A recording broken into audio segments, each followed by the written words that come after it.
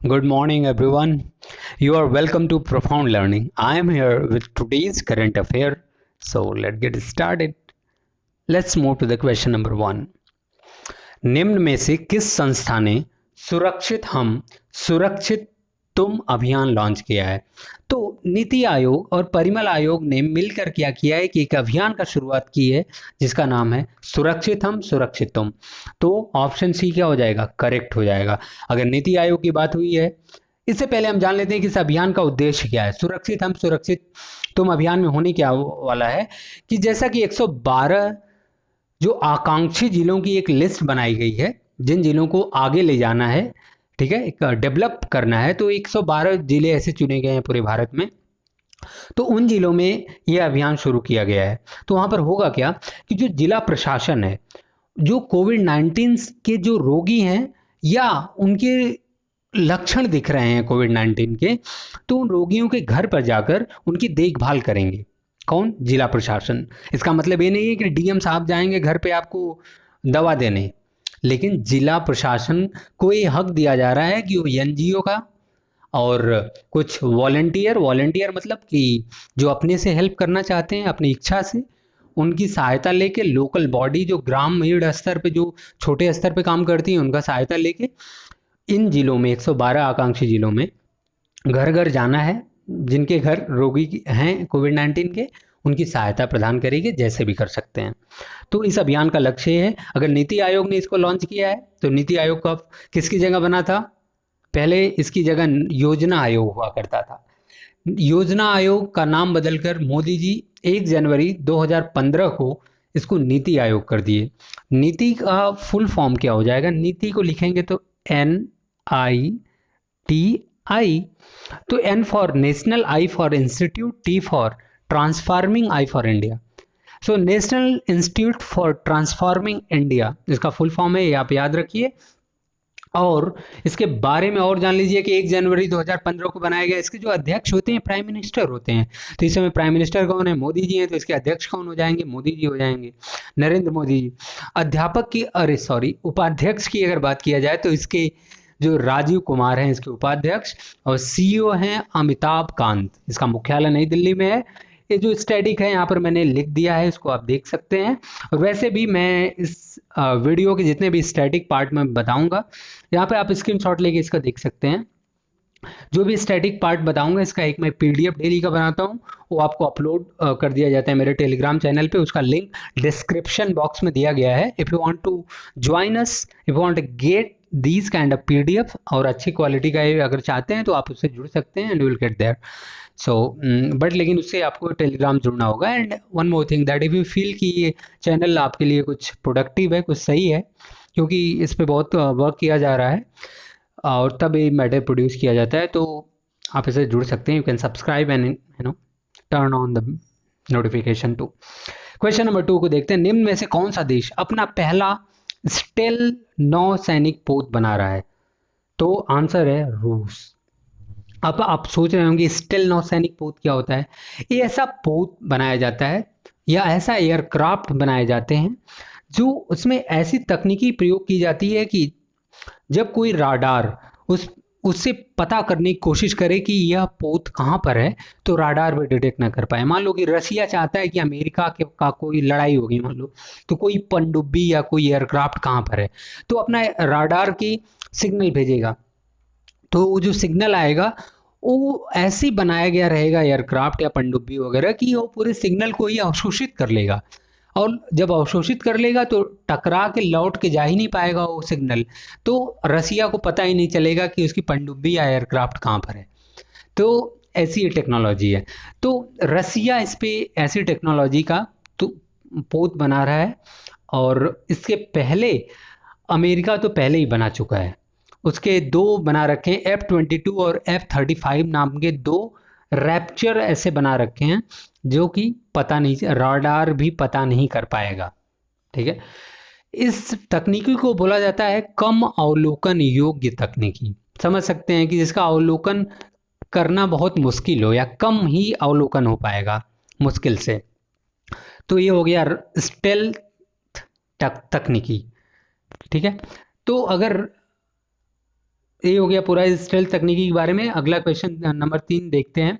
कौन से राज्य सरकार ने पद्म जैसे भारत रत्न और पद्म जैसे पुरस्कार प्रदान करने का निर्णय लिया है?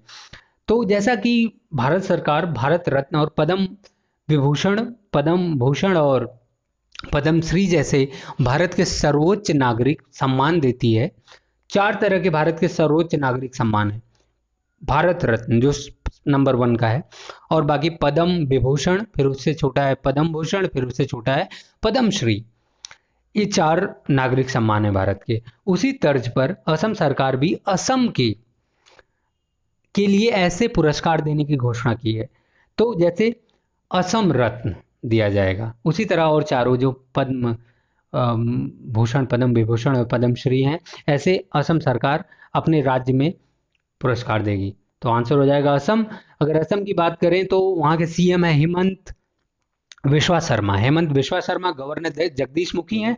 असम में 6 नेशनल पार्क हैं, राष्ट्रीय उद्यान 6 हैं, और पहले 5 हुआ करते थे। 4-5 दिन पहले ही एक छठा नेशनल पार्क बनाया गया है, राष्ट्रीय उद्यान बनाया गया है, जिसका नाम है रायमोना राष्ट्रीय उद्यान। क्या है? रायमोना राष्ट्रीय उद्यान, जो छठा है। इसके पहले 5 थे। तो इन 6 में से आप आज के लिए केवल 3 याद करिए, इससे ज़्यादा नहीं। उसके बाद आगे वाले लेक्चर में बाकी 3 मैं याद करा दूंगा। कांजीरंगा आप जानते ही होंगे, मानस राष्ट्रीय उद्यान और कांजीरंगा राष्ट्रीय उद्यान, और छठे नंबर का है रायमोना राष्ट्रीय उद्यान। इन तीनों को आप याद रखिए, ये असम के राष्ट्रीय उद्यान है। बाकी 3 मैं बाद में याद करा दूंगा। असम की कुछ प्रमुख झीलों के नाम अगर बोलें तो क्या है? हाफ लोंग झील, चंदूबी झील और डिपोर बिल झील। तो इनमें से केवल एक याद रखिए, एक झील का नाम चंडूबी झील। ऐसा हुआ था कि 1890 के लगभग एक बार भूकंप आया हुआ था असम में। तो एक जंगल था, वो जंगल ही जमीन में धंस गया, तो वहां पे गड्ढा हो गया। तो उस गड्ढे में एक जो झील बनी है उसका नाम है चंडूबी झील, जो कहाँ का है? असम का है। तो ये आप याद रखिए। इसका स्टैटिक फैक्ट जो मैं बताया हूँ ये आपको यहाँ पे दिया हुआ है, और आप मेरा टेलीग्राम से जुड़ के भी इसको प्राप्त कर सकते हैं पीडीएफ के फॉर्म में। क्वेश्चन नंबर 4 क्या है कि भारत के किस फुटबॉल खिलाड़ी ने अंतर्राष्ट्रीय गोल के मामले में लियोने जो मेसी हैं उनको पछाड़ा है? जैसा कि ये बहुत ही दुनिया के बहुत अच्छे फुटबॉलर हैं, बहुत टॉप के हैं, लियोनेल मेसी। तो उनको भी पीछे कर दिए अपने भारतीय फुटबॉलर। जैसा कि भारत में फुटबॉल इतना फेमस नहीं है, केवल क्रिकेट ही फेमस है, उसके बाद भी दुनिया के जो सर्वश्रेष्ठ खिलाड़ियों को भी अगर अपना भारतीय खिलाड़ी पीछे कर रहे हैं तो उनको हमें जानना चाहिए। वो हैं कौन? सुनील छेत्री। इनका फोटो आप देख लीजिएगा, मैं फोटो लगाना था, मैं भूल गया। इनका फोटो जरूर आप देखिएगा, क्योंकि भारत में फुटबॉल इतना फेमस ना होते हुए भी ये अपने दुनिया के खिलाड़ियों में अपना नाम रोशन कर रहे हैं। तो ये हो गया। क्वेश्चन नंबर 5 है, कौन सा देश भारतीय नौसेना को जल्द ही 3 MH-60 रोमियो हेलीकॉप्टर देने वाला है? कौन है इसका आंसर? यूएसए। तो देखिए इतना इंपॉर्टेंट क्वेश्चन नहीं है, लेकिन फिर भी आप याद रखिए, आजकल कंपटीशन इतना बढ़ गया है कि आपको फालतू के प्रश्नों को भी आपको याद रखना पड़ेगा अगर आप सफल होना चाहते हैं। तो अब आज स्थिति यह है कि कोई भी चीज़ इंपॉर्टेंट आप नहीं बता सकते, एवरीथिंग इज इंपॉर्टेंट। इसलिए हर एक बिंदु को आप ध्यान से सुनिए। वैसे भी ये जो लेक्चर है पूरे दिन भर कई लोग मिल के इसको बनाते हैं, एकदम छांट के, जो बहुत अच्छे प्रश्न हैं उन्हीं को चुना गया है, कोई भी फालतू प्रश्न नहीं है। तो इसलिए इसमें एक भी छोड़ने वाली चीज़ नहीं है। केवल 10 सवाल हैं, तो 10 को तो कम से कम आप दिन भर में कर ही सकते हैं एज अ करंट अफेयर। तो यूएसए करने वाला है, भारत को देने वाला है रोमियो हेलीकॉप्टर। तो देख लेते हैं यूएसए के बारे में। यूएसए के बारे में मैं 3 चीज बताऊंगा, ये तीनों आपको याद रखना है आज के स्टैटिक फैक्ट के तौर पे। पहला कि ये मैक्सिको है, यहाँ पर यूएसए है। यूएसए का मतलब संयुक्त राष्ट्र America, United State of America. इन दोनों के बीच में एक रिवर फ्लो करती है जो कि इन दोनों की बाउंड्री बनाती है। उस रिवर का नाम क्या है? रियो ग्रैंडे रिवर, जो मैक्सिको और संयुक्त राष्ट्र अमेरिका के बीच एक क्या बनाती है? बाउंड्री बनाती है, सीमा बनाती है। स्टैटिक नंबर 1 हो गया। दूसरा क्या है कि ऊपर कनाडा है, नीचे क्या है? संयुक्त राष्ट्र अमेरिका, ऊपर कनाडा। इसको आप दोनों को ध्यान में रखिए। इन दोनों को कौन सी अक्षांश रेखा अलग करती है? तो एक अक्षांश रेखा है जिसका 49 डिग्री, कितना 49 डिग्री जो अक्षांश है इन दोनों को अलग करती है, ये नंबर याद रखिएगा। तीसरा स्टैटिक फैक्ट है कि संयुक्त राष्ट्र अमेरिका में 5 झीलें पाई जाती हैं जो कि कनाडा और संयुक्त राष्ट्र अमेरिका के बाउंड्री पर हैं। देखिए ये बाउंड्री है, यहीं पर ये झीलें हैं। तो इनके नाम आपको याद रखने हैं। इनके नाम है Superior, Michigan, M for Michigan, H for Huron, एक ऑर्डर में है, इधर से लेके इधर अगर मूव करेंगे जो जो जो जो झीलें हैं उनका नाम है ह्यूरन, ईरी है और ओंटारियो है। ठीक है, सुपीरियर जो दुनिया की मीठे पानी की सबसे बड़ी झील है, Michigan, Huron, Erie, Ontario. I think ये 3 चीज अगर बस आप याद रखिए, धीरे धीरे अमेरिका के बारे में जो कुछ भी ज्योग्राफी से रिलेटेड होगा, जो भी हिस्ट्री से रिलेटेड होगा, हम इसके बारे में धीरे धीरे डिस्कस करेंगे, लेकिन आज के लिए आपको इतना याद करना ही होगा। Let's move to the question number 6। केंद्र सरकार ने हाल ही में किसे चुनाव आयुक्त नियुक्त किया है? द आंसर इज अनूप चंद्र पांडे। तो इनको चुनाव आयुक्त नियुक्त किया गया है। तो आप एक चीज आप याद रखिए कि जो चुनाव आयुक्त होता है या निर्वाचन आयुक्त जो होता है, जिसे इंग्लिश में इलेक्शन कमीशन बोलते हैं, इसमें 3 मेंबर होते हैं, 3 सदस्य होते हैं। पहला जो होते हैं मुख्य निर्वाचन आयुक्त होते हैं, जो कि इस समय है सुशील चंद्र जी हैं। कौन? मुख्य निर्वाचन आयुक्त। और अन्य 2 सदस्य होते हैं जो उनके सहयोग के लिए होते हैं, जिन्हें निर्वाचन आयुक्त बोलते हैं। उनके नाम क्या हैं? राजीव कुमार, और एक नए जो बने हैं जिनका नाम है अनूप चंद्र पांडे। तो आप इनको याद रखिए, सुशील चंद्र, अनूप चंद्र पांडे और राजीव कुमार, ये 3 लोग क्या हैं? निर्वाचन आयोग में हैं। ये सुशील चंद्र मुख्य निर्वाचन आयुक्त हैं और बाकी 2 लोग निर्वाचन आयुक्त हैं, राजीव कुमार और अनूप चंद्र पांडे। देखिए मैं कई बार बोल रहा हूँ क्योंकि कितने लोग होते हैं जो बहुत ध्यान से नहीं सुनते हैं, उनका फोकस कम होता है, देन उनको बहुत सारी चीज़ें मिस कर देते हैं। अभी का अभी याद हो जाए, इसलिए I am just repeating it many time. अभी तक हमने 6 क्वेश्चन डिस्कस किया आज के करंट अफेयर में। क्या आपको याद है कि आपने कौन कौन से क्वेश्चन थे? चेक करते हैं, मैं जल्दी जल्दी बता दे रहा हूँ। सुरक्षित हम सुरक्षित तुम अभियान लॉन्च किया गया था। किसने किया था? नीति आयोग और परिमल फाउंडेशन ने किया था। ठीक है। स्टेल नौसैनिक पोत बनाया था, जो मैंने राडार से रिलेटेड बताया था, वो कौन सा देश बना रहा है? तो रसिया बना रहा है। ठीक है, दूसरा हमने डिस्कस किया था। तीसरा किया था किस राज्य सरकार ने भारत रत्न और पद्म जो अवार्ड दिए जाते हैं भारत केंद्र सरकार द्वारा, वैसे अवार्ड अपने राज्य में देने का निर्णय लिया है? तो असम सरकार है। राष्ट्रीय गोल के मामले में लियोनेल मेसी को कौन सा भारतीय पीछे किया है? तो इस भारतीय खिलाड़ी का नाम है फुटबॉलर का सुनील छेत्री। ठीक है, और अभी नए निर्वाचन आयुक्त बनाए गए हैं अनूप चंद्र पांडे। तो ये सब सारी चीजें आपको याद होना चाहिए। ठीक है, और अगला एक था कि ये रोमियो हेलीकॉप्टर कौन भारत को देने वाला है? तो यूएसए देने वाला है। तो आपका रिवीजन हो गया, आप अगर अब याद रहेगा आपको पक्का। क्वेश्चन नंबर 7 देखते हैं कि निर्वाचन आयोग के बारे में जो अभी मैं बता रहा था वो सारी चीजें आप स्क्रीनशॉट ले सकते हैं। एंड वन मोर थिंग कि आप मेरे टेलीग्राम से जुड़ के again you can get the PDF of it. Question number 7, हाल ही में किस संस्था ने ग्लोबल इकोनॉमिक प्रोस्पेक्टस अपडेट जारी किया है? तो आंसर है वर्ल्ड बैंक। वर्ल्ड बैंक के बारे में अगर हम कुछ बताएं तो इनके अध्यक्ष का नाम याद रखिए, डेविड मालपास है। मालापास इनका नाम है। इसका मुख्यालय वर्ल्ड बैंक का कहाँ है? वाशिंगटन डीसी, जो यूएसए की कैपिटल है। एंड इसकी स्थापना 1944 में हुई थी। बस इतनी चीज याद रखिए, डेविड मालापास अध्यक्ष, मुख्यालय वाशिंगटन डीसी। स्थापना कहाँ हुई थी? जुलाई कब हुई थी? जो जुलाई 1944 में। ये जो मैंने बोला यहाँ पर लिखा गया है सही है। Okay, let's move to the question 8। किस राज्य ने एक साथ मोनाल की 2 प्रजातियां पाई हैं? तो अरुणाचल प्रदेश ने मोनाल की 2 प्रजातियां पाई हैं। क्या? अरुणाचल प्रदेश ने। तो मोनाल क्या है? पक्षियों की प्रजाति है, पक्षी है, उसकी 2 अन्य अलग ढंग की उसी पक्षी का वेरिएंट होगा। 2 प्रजातियां पाई हैं उन कहाँ पर? अरुणाचल प्रदेश में। बस इतना आप याद रखिए, मोनाल की 2 प्रजातियां कहाँ पर? अरुणाचल प्रदेश। स्टैटिक फैक्ट बहुत ज्यादा हो गया, मैं अरुणाचल प्रदेश का नहीं बता रहा क्योंकि आप सब मिस कर दोगे, भूल जाओगे। So let's move to the question number 9।